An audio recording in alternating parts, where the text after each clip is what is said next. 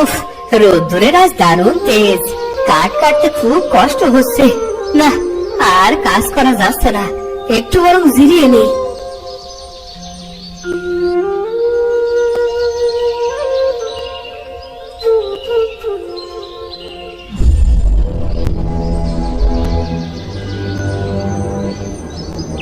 রমেশ ভাই, ও রমেশ ভাই, কি হলো রে? এভাবে হাঁপাচ্ছিস কেন? খবর কিছু শোনো নেই? কিসের খবর? ভনিতা না করে সোজা সাপটা বল না, কারো কিছু হয়েছে? আরে হয়েছে বই কি, উত্তর পাড়ার সাত্তার মশাইকে চেনো নিশ্চয়ই? হ্যাঁ, সাত্তার কাকার আবার কি হলো?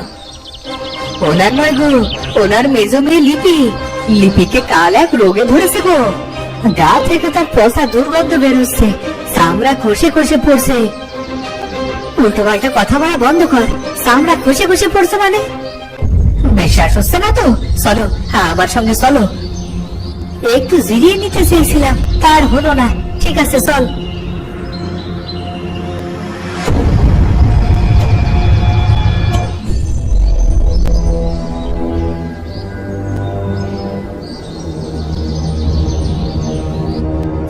কাকা, ও কাকা, বলি বাড়িতে কেউ আছে? কে, রমেশ নাকি? কেমন আছো বাবা? ভালো আছে কাকি, আপনারা কেমন আছেন? আমাদের আবার থাকা। বড় মেয়েটা অসুস্থতা থেকে উঠতে না উঠতেই মেঝো মেয়েটাকে রোগে ধরেছে। মেয়েটার হাত পায়ে চুলকানি, কালো কালো দাগে শরীর ভরে গেছে। গত 2টা দিন গেল যন্ত্রণায় সারা রাত চোখের পাতা এক করতে পারেনি মেয়েটা। সে কি, ডাক্তার দেখাননি? অত পয়সা পাবো কোথায়? তোমার কাকা ওকে লালু কবিরাজের কাছে নিয়ে গেছে। কবিরাজ দেখিয়ে শুধু একটু রক্ষী হয়। চিন্তা করবেন না, লালু চাচা পুরনো কবিরাজ, উনি ঠিক লিপিকে ভালো করে দেবেন। আচ্ছা কাকি, আমি এখন যাই।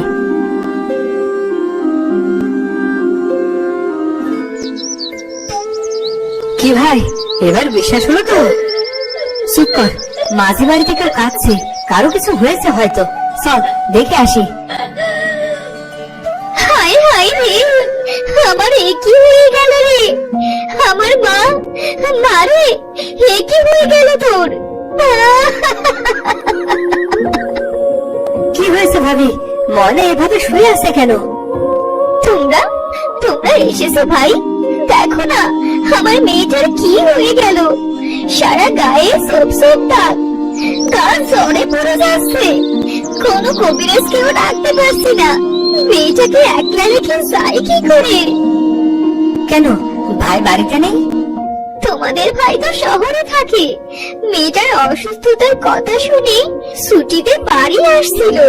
ছুটি শেষ, আজ সকালেই চলে গেছে। না গেলে সে চাকরি থাকবে না। আপনি চিন্তা করবেন না ভাবি, আমরা আছি তো। আমরা বেঁচে থাকতে আমাদের ভাতিজি বিনা চিকিৎসায় মরবে না। এই সাজু, চল তো, এক্ষুনি চল। আমরা দুজনে ফকির বাড়ি থেকে কবিরাজকে নিয়ে আসি।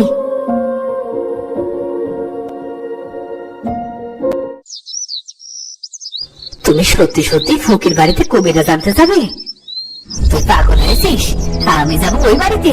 মেয়েটার ছোঁয়াচে রোগ হয়েছে, এজন্য তো বাপটাও পালিয়ে শহরে চলে গেছে। এখন আমরা কি করব? আমরা নিজেরাও তো ওই বাড়ি থেকে এলো, না জেনে ভুল তো একটা করেই ফেলেছি। এখন চল খুঁজে দেখি আশেপাশে কোথাও নিম গাছ আছে কিনা। পাতা ছিঁড়তে হবে, গরম জলে বড়ই আর নিম পাতা ডুবিয়ে ভালো করে গোসল করে নি, তবেই যদি শুদ্ধ হই। হ্যাঁ হ্যাঁ, তাই করি চলো। বলা তো যায় না, ওদের রোগ আবার আমাদের শরীরেও চলে আসতে পারে।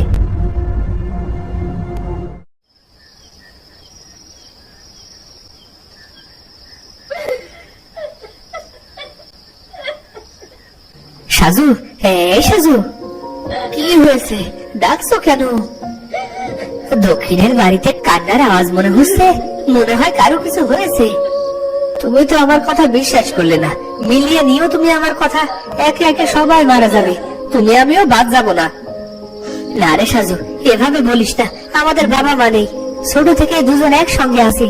আজ একটা অচেনা রোগ আমাদের আলাদা করে দেবে, তা হতে পারে না। রমেশ ভাই, সাজু ভাই, বাড়িতে একটু আসো না, আব্বা যেন কেমন করছে। সে তোর বাপের সমস্যা, আমরা গিয়ে কি করব? ও, তুই বুঝি ওই চিন্তাই করেছিস? যেমন তোর বুদ্ধি, বলি বলি ওই রোগ আর ভালো হবে ভেবেছিস? কেন কেন ভালো হবে না কেন? কাল রোগ রে, কাল রোগ। তোর বাপকে ক্ষয় রোগে ধরেছে। কি বলছো সাজু ভাই? আরে তুমি কেমন করে বুঝলে? তুমি কি কবিরাজ নাকি? আরে বাবা, সন্ধ্যায় দেখে এলাম তো, শরীর থেকে মাংস খসে খসে পড়ছে। এ আর কাল রোগ না হয়ে কি হতে পারে বল? এটুকু বুঝতে কি আর কবিরাজ লাগে? রমেশ ভাই, তুমিও কি চুপ থাকবে? চলো না। পাগল হয়েছিস? এখনো বিয়েই করিনি, তোর বাপের জন্য অকালে নিজের জীবন দিতে পারবো না। যা যা, এখন বিদায় হতো, ঘুম পাচ্ছে, ঘুমাবো।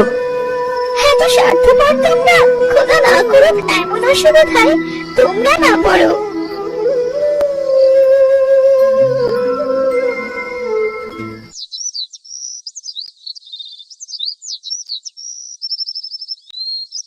কি অদ্ভুত ব্যাপার দেখলি রমেশ? রাত 12টায় যে গ্রামে কোলাহল থাকতো, আজ সেখানে দিনের বেলায় কোনো মানুষ নেই। আর দেরি করলে চলবে না, আজ রাতেই ওদের এলাকা ছাড়া করতে হবে। কি করতে চাচ্ছ তুমি রমেশ ভাই? সেটাই, যা অনেক আগেই করা উচিত ছিল।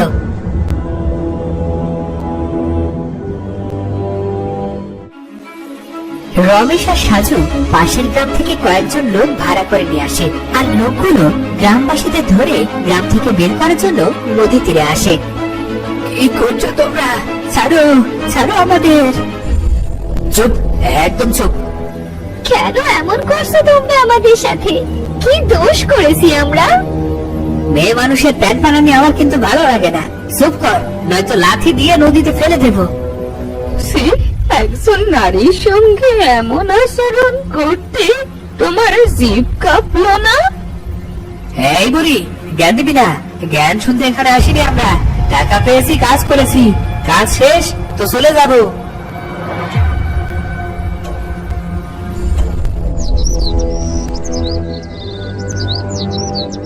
কাজ হয়েছে?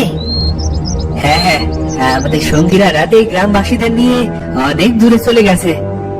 সাবাস, এ নাও তোমাদের প্রাপ্য টাকা, আর এই গ্রাম থেকে বিদায় হও।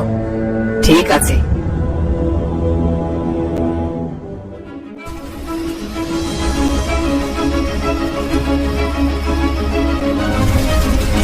রমেশ আর সাজু সমস্ত নৌকায় আগুন লাগিয়ে দেয়।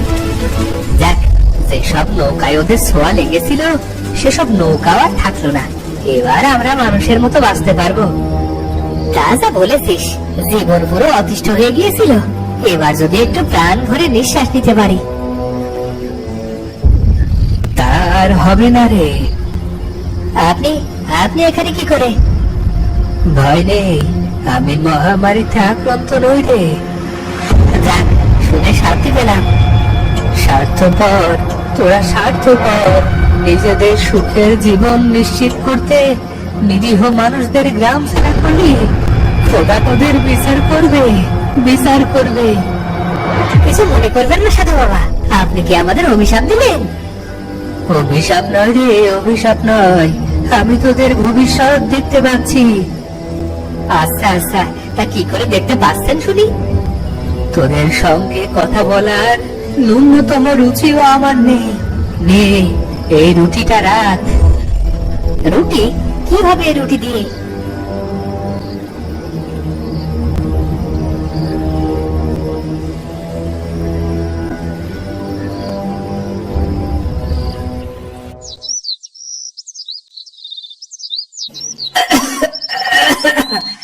রমেশ ভাই, ও রমেশ ভাই, সকাল হয়ে গেছে, ঘুম থেকে ওঠো। শরীর খারাপ করলো নাকি? তুই আমার কাশছিস কেন রে সাজু? কি গো, কাশি রোগে তো দেখি তোমাকেও ধরেছে। শরীর ঠিক আছে তো? কিছু ঠিক নেই, গতকাল রাত থেকে জ্বর শরীরে, আজকে তো হাত পা নড়াতে কষ্ট হচ্ছে। না না, তোমার ওঠার দরকার নেই, বাইরে খুব ঠান্ডা। তুমি বিশ্রাম নাও, আমি দেখি সামান্য খাবার আর ওষুধ কিনে নিয়ে আসতে পারি কিনা।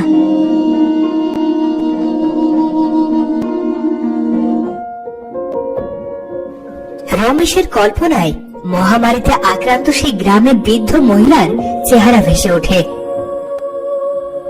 না না না না, আমাদের কিচ্ছু হবে না, কিছু হতে পারে না আমাদের। এবার এবার তো কাশির সঙ্গে রক্ত বেরিয়ে এলো।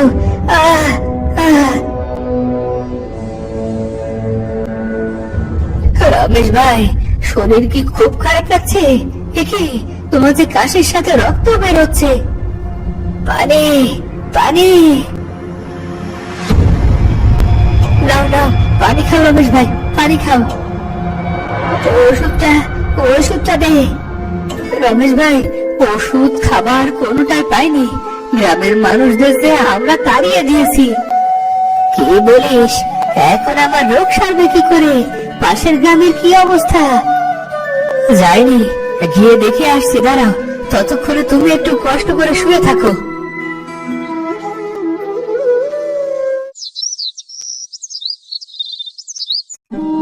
সাজু, এসেছিস?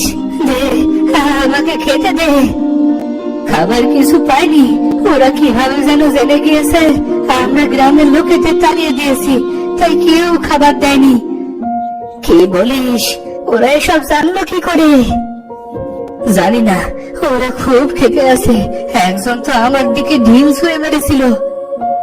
গ্রামবাসীদের রেখে যাওয়া খাবারও তো খেতে পারবো না, ওদের জীবাণু লেগে আছে। এভাবে এভাবে পানি খেয়ে আর কতদিন? আমার শরীর যাওয়ার শক্তি পাচ্ছি না। পানি খেয়ে একটু ঘুমানোর চেষ্টা কর ভাই।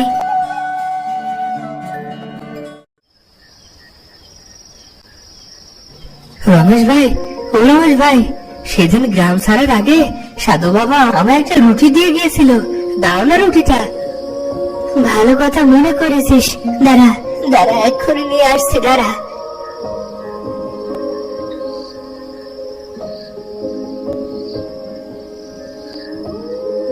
তুমি খাও রমেশ ভাই, তোমারও তো খিদে পেটে।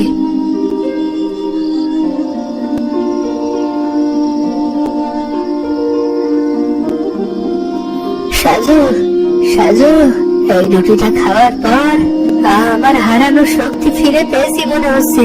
তোর কি তাই মনে হচ্ছে? হ্যাঁ গো, এই দেখো কাশিটা যে নেই। এটা নিশ্চয় খোদার কুদরত।